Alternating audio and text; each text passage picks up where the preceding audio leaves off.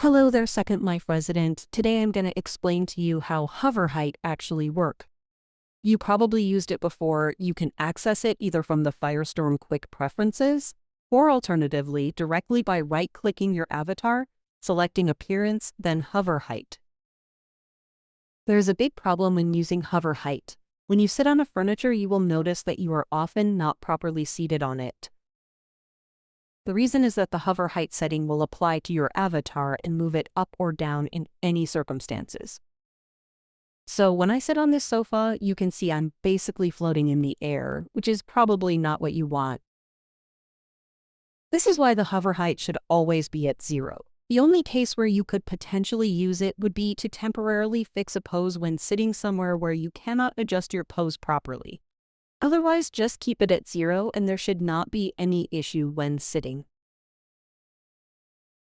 Now what I like to do is edit my body shape so that my bare feet are barely touching the floor. I'm actually using the default value of 50 in the hover slider for that.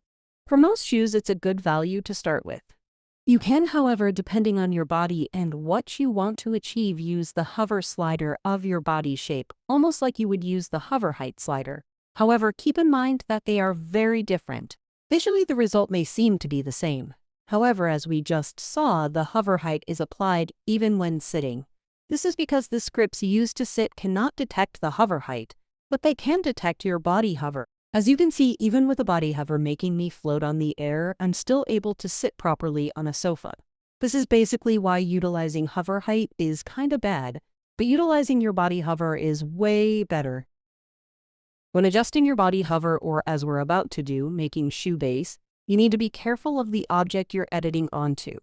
This is why if you're not sure of the floor you're standing on, an easy solution is simply to go somewhere you're able to put objects on the ground and create a cube. Stretch it to create a platform and stand on it. This is the best way to make sure that you are not editing on a ground that has a physical shape that does not match the visual of it. Now it's finally time for us to wear some shoes. They are, for now, inside the floor. But it's okay, we can fix that by creating a shoe base from our inventory. To do so, simply right-click the folder you want to create it into, select New Clothes, then New Shoes. Here I'm simply going to name these My Shoe Base. We're going to wear these new shoes by right-clicking them and pressing Add or Wear. Then we're going to edit them by, again, right-clicking them from our inventory and selecting Edit. Something that you might notice if you use BOM, especially if you wear open shoes, is that your feet are now white. The reason for that is because those shoes are kind of like a socks. So what we need to do first is simply getting rid of the fabric on the top of the edit window by clicking the texture and selecting Transparent. Now that your feet are no longer white, we can focus on two of the sliders of the shoes. The first one is heel height, and the second is platform height. Both of those sliders will react in the same way by making you hover more or less relative to the ground. You might notice that our shoes are still inside the ground. This is actually kind of a bug. To really be able to preview the added height from this shoe base, we need to press the Save button and close the edit window. Now our shoes are perfectly on the ground. These shoes were easy since I simply put both sliders to the maximum. Depending on your shoes, you may want to repeat that operation until you get a good result.